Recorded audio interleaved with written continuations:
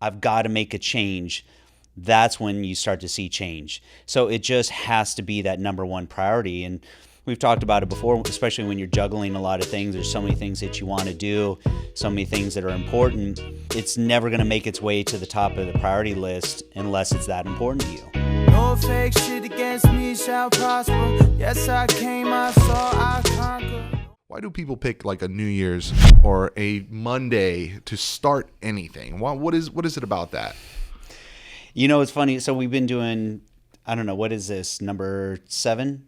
How many videos have we done on goal setting, success? I'm not sure. So let's say it's 7, and we've talked about it each time. And I go back and I watch the videos, and I think to myself, you know, it almost sounds like I'm speaking as if I'm some sort of expert on the subject, which I don't really consider myself to be. I approach it the same way that I would approach a question about fitness. If you were to ask me about, you know, what do I think about, you know, carb cycling, or what do I think about supersets? I'm not going to speak in general terms about it and present myself as some sort of expert on the subject. I can only speak from personal experience, and I can share with you the things that have worked for me and the things that haven't worked for me. And over time, I think I've sifted through it for myself, and I figured out what's worked and what hasn't. And yeah, when I read all the motivational books or whatever it is, now I see all that common ground, and I accept it as a universal truth. I don't see it as my idea. I don't see it as someone else's idea. I just see it as truth. Right. So when it comes to, you know, New Year's resolutions, why do I think, you know, people wait for New Year's, you know, the beginning of the year or the beginning of the week or the beginning of the month? We talked about procrastination before. I think we're all naturally a bit of, you know, procrastinators. Right. I think it's easy to always put it off, especially if it seems like, you know, something that's, you know, overwhelming. It seems like this big endeavor, a big change. Right. We're all a little bit resistant to change. I mean, I personally enjoy change, but even with that being said, change is still scary. It's uncomfortable. Right? It's uncomfortable. And so that's why we talked about, you know, on several occasions, we talked about that ability to embrace discomfort because it's necessary. Right? You can't feel like it's working against you, so you might as well embrace it. But usually we're talking about big changes, especially with fitness. And I don't like saying that, you know, fitness is a lifestyle, but it is a lifestyle, and it requires a pretty big change a lot of times, at least a shift in your priorities if you want to be successful with it. And so, yeah, that seems a bit daunting to people sometimes to go in there and make all these radical changes. And so it's pretty easy to push that off. So here are 5 reasons why people failed. They weren't passionate enough about their resolution, not specific enough about their resolution. They didn't have a plan, which, I mean, we can basically call this have a plan show, you know? They didn't budget well for it. And no one is holding them accountable. I mean, I think the 7 episodes, basically we talk about all that all the time. But those were the five reasons, and I know you're going to agree with all 5 of these plus more. What do you think about that? Yeah, I mean, well, look, like you said, we've talked about each of those before. If I were bringing this back to a personal level, like I was just saying, instead of just speaking in general terms, when I look back in the past at goals that I had that I didn't accomplish, I would say that if I had to boil it down to one thing, because I'm always going to tell you that it's the sum of the parts. It's a lot of these things put together. It's not just any one of them. But if I had to boil it down to one thing, I always say that because it's not a big enough priority, it's not important enough, that whatever your current situation is, that you're not uncomfortable enough yet to make that change. You're still okay enough with your situation. Maybe you don't like the way you look or the way your clothes fit or whatever it is, but you can still deal with it. And it's only when you reach that point where you say this is no longer acceptable, like I've hit the threshold, I'm done with this, I've got to make a change, that's when you start to see change. So it just has to be that number one priority. And we've talked about it before, especially when you're juggling a lot of things. There's so many things that you want to do, so many things that are important. It's never going to make its way to the top of the priority list unless it's that important to you. Can you give me an example of a resolution that you had that didn't go through? Yeah, along the way, I've had a lot of things that I wanted to do. BPI wasn't my first business venture. I'd tried other things before. It's funny. I go back and, I keep a lot of stuff. And just last night, I looked through this. I found this big box of folders. And there were just notes in there of all these different, business things that I had started. Some of them were preliminary. They were just ideas, things that I had mapped out. Some I had invested a lot of time, energy, and even money into.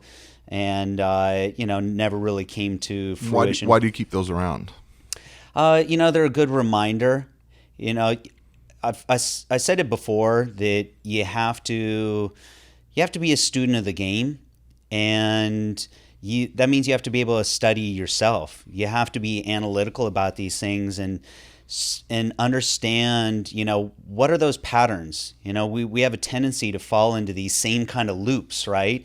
And you start to see it over and over. And I think for a lot of people, when they recognize they're hitting that same spot over and over, for them, that's frustrating. For me, that's a realization, right? Like, okay, I'm here again. Let me backtrack. Let me look at what led to this point, because they say the definition of insanity is doing the same thing over and over, expecting a different result. So, so you got to go back and you got to look at it and say, okay, what led to this point? And so by keeping those things, I can go back and it refreshes my memory, because you think you remember these things, but you don't. Mm-hmm. You don't. Like, I go back and I open up these folders and I'm like, oh, wow, I even look at things that, I put down on paper. Man, I found some notes last night that were from 1998. Wow. And it kind of blew me away, the stuff that I was thinking about at the time, what was running through my head, and to be able to articulate that. And I mean, that's the importance of journaling.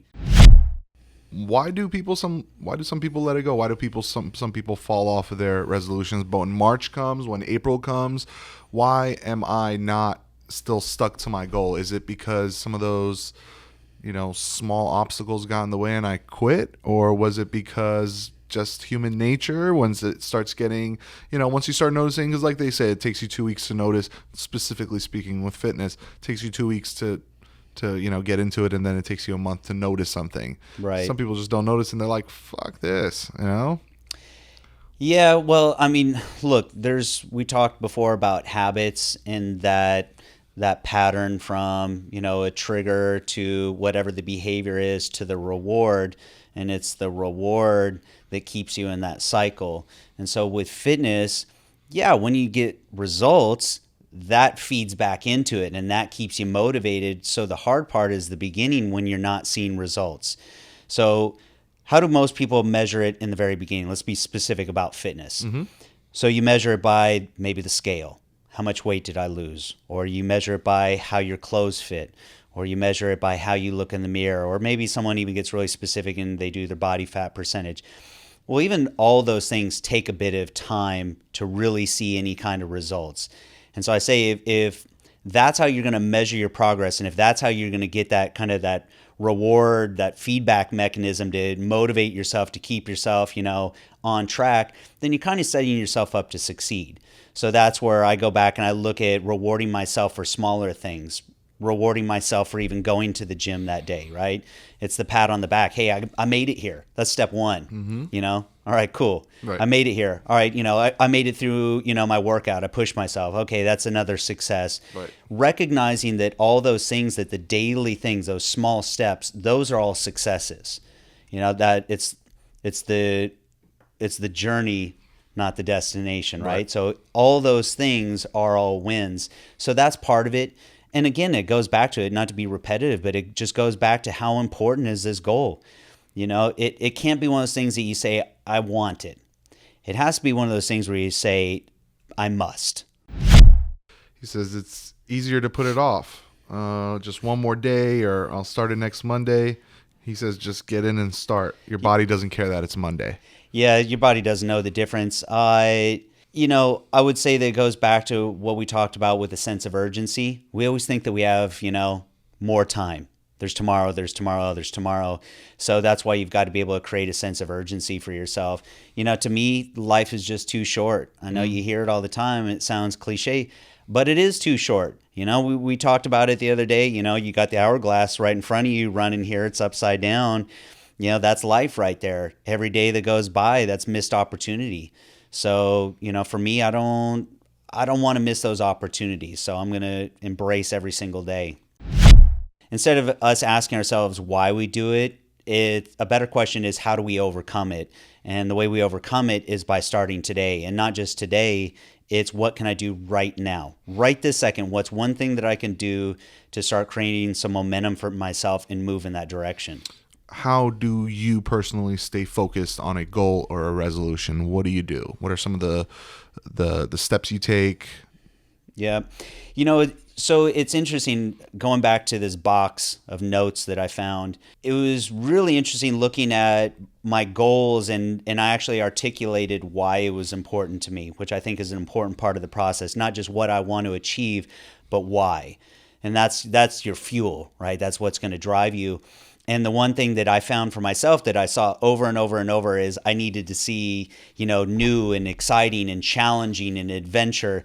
And I saw that through different periods of my life, that same thing. And I never realized that before, but that's what's important to me. And I said it there in a line that said, if it's not new and if it's not exciting, if it's not challenging, it's not going to hold my attention. Right. And if it's not going to hold my attention, I'm not going to do it. And so I think that's where you have to go back to knowing yourself and what's it going to take for you to stay committed to it? Like, what's it going to take for it to hold your attention? What's it going to take for you to stay focused on it and make sure that you get it done? Because a million things are going to come up. It's not if they're going to come up, they're going to come up. That's life. Every day things are thrown at us. And if you're looking for a way out, if you're looking for an excuse to stop doing it, you don't have to look very far, right? They're always there. Right. So if you're looking to quit, you can find a million reasons to quit. So for me, instead of looking for a reason to quit, I was always looking for a reason to keep going.